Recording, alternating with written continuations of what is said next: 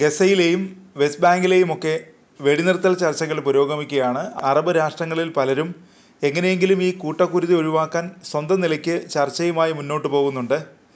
പല യൂറോപ്യൻ രാജ്യങ്ങളും ഇന്ത്യ അടക്കം പല ഏഷ്യൻ രാജ്യങ്ങളും ഈ നീക്കത്തിന് ശക്തമായ പിന്തുണയുമായി കൂടെ നിൽക്കുന്നുണ്ട്. അതിനിടെയാണ് ഇസ്രായേലിനെതിരെ നടക്കുന്ന യുദ്ധത്തിൽ നിന്ന് ഒരു ഇഞ്ച് പോലും പിന്നോട്ടില്ലെന്ന് വ്യക്തമാക്കിയിരിക്കുന്നു ഹമാസ്.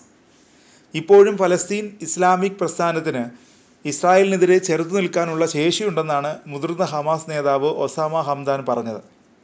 അടുത്തിടെ ഇസ്രായേൽ പ്രതിരോധ മന്ത്രി യോവ് ഗാലന്റ് ഗസയിൽ ഹമാസിന് സൈനിക ബലമില്ലെന്ന് പറഞ്ഞിരുന്നു. ഇതിന് പിന്നാലെയാണ് നിലപാട് വ്യക്തമാക്കി ഹമാസ് നേതാവ് രംഗത്തെത്തിയിരിക്കുന്നത്. ഫലസ്തീന് വേണ്ടി 11 മാസത്തിലേറെയായി തുടരുന്ന യുദ്ധത്തിൽ ജീവത്യാഗം ചെയ്തവരും രക്തസാക്ഷികളും നിരവധിയുണ്ട്. ഇവരിലൂടെ പുതിയ അനുഭവങ്ങളും പുതുതലമുറയ്ക്ക് ആവശ്യമായ പ്രചോദനവുമാണ് ലഭിച്ചത്. ഇതുവഴി ശക്തമായ ചെറുത്തുനിൽപ്പിന് പുതുതലമുറയെ പ്രാപ്തരാക്കാനായെന്നും ഒസാമ ഹംദാൻ വ്യക്തമാക്കി. അതേസമയം കഴിഞ്ഞ ഒക്ടോബർ 7 ആരംഭിച്ച യുദ്ധത്തിൽ ഇരുഭാഗത്തും വലിയ നാശനഷ്ടങ്ങളാണ് ഉണ്ടായത്. തെക്കൻ ഇസ്രായേലിൽ ഹമാസ് നടത്തിയ അപ്രതീക്ഷിത ആക്രമണത്തിൽ 1205 പേർ കൊല്ലപ്പെട്ടതായാണ് ഔദ്യോഗികമായി പുറത്തുവരുന്ന കണക്കുകൾ വ്യക്തമാക്കുന്നത്. ഇസ്രായേലിൻ്റെ സൈനിക നടപടികളിൽ ഗസയിൽ 41,206 പേർ കൊല്ലപ്പെട്ടെന്നാണ് ഹമാസിൻ്റെ നിയന്ത്രണത്തിലുള്ള ആരോഗ്യ മന്ത്രാലയം പറയുന്നത്.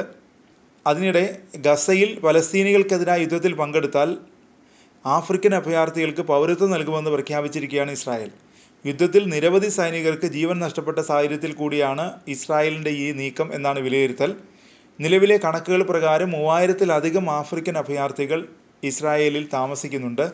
ഇസ്രായേൽ പൗരത്വം നേടാൻ കാലങ്ങളായി ആഗ്രഹിക്കുന്ന അഭയാർത്ഥികളെ സ്വാധീനിക്കാനാണ് ഈ അറിയിപ്പിലൂടെ നെതന്യാഹു സർക്കാർ ശ്രമിക്കുന്നത്. എന്നാൽ ഇതുവരെയുള്ള ഗസയിലെ സൈനിക നടപടിയിൽ പങ്കെടുത്ത അഭയാർത്ഥികൾക്ക് ഇസ്രായേൽ ഔദ്യോഗിക പദവികളോ മറ്റ് ആനുകൂല്യങ്ങളോ നൽകിയിട്ടില്ലെന്നാണ് ഒരു റിപ്പോർട്ട് പറയുന്നത്.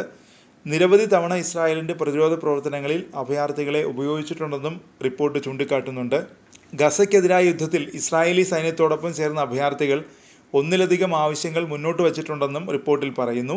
എന്നാൽ അഭയാർത്ഥികളുടെ ആവശ്യങ്ങൾ പരിഗണിക്കാൻ ഇസ്രായേൽ ഇതുവരെ തയ്യാറായിട്ടില്ല.